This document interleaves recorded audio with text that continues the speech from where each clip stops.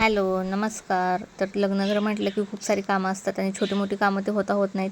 तेच आमचं आज दिवस प्रकाराचं चाललेलं. ज्या पेंडिंग कामं होते ते आज आम्ही पूर्ण क्लिअर करून घेतलेले आणि त्याच्यानंतर आज समोरच्यांच्या घरी जेवायला गेलेलो. त्यांनी आज बोलवलेले रोहिणीला केळवणाला आणि त्यांनी सहकुटुंब आमंत्रण दिलेलं. तर त्यांच्याच घरी आलेलो. खूप छान डेकोरेशन केलेलं आणि खूप छान पाहुणचार केला त्यांनी आमचा आणि सगळ्यांची ताटांच्या साईडनं रांगोळी काढून मस्त डेकोरेट केलेलं. जेवणही खूप छान बनवलेलं काकूंनी आणि खूप मज्जा आली. आम्ही त्यांच्या घरी गप्पा मारल्या, खूप वेळ थांबलो आणि आज आमचं हे प्लॅनिंग होतं बॅचलर पार्टीचं. रोहिणीसाठी सरप्राईज होतं आणि तेही आमच्या कॉलनीतल्याच लेडीजचं सगळ्यांनी ठरवलेलं रात्री करायचं टेरेसवरती. तर त्याचं थोडंसं घरी गेल्यावरती काम करायचं होतं. तर इथे पाहुणचार ह्यांचा घेतला. घरी आलो, तयार झालो आणि आलो टेरेसवरती आणि त्यात थोडंफार डेकोरेशन केलेलं, पण छानसं केलेलं.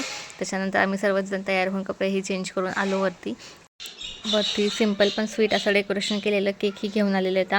मग छानसं आम्ही मज्जा केली, थोडंसं गप्पा मारला. त्याच्यानंतर फोटोज काढले खूप सारे आणि तिची बॅचलर पार्टी अशी छानशी सेलिब्रेशन केली. ही तिची तिसरी बॅचलर पार्टी आहे आणि खूप मजा आली आज पण.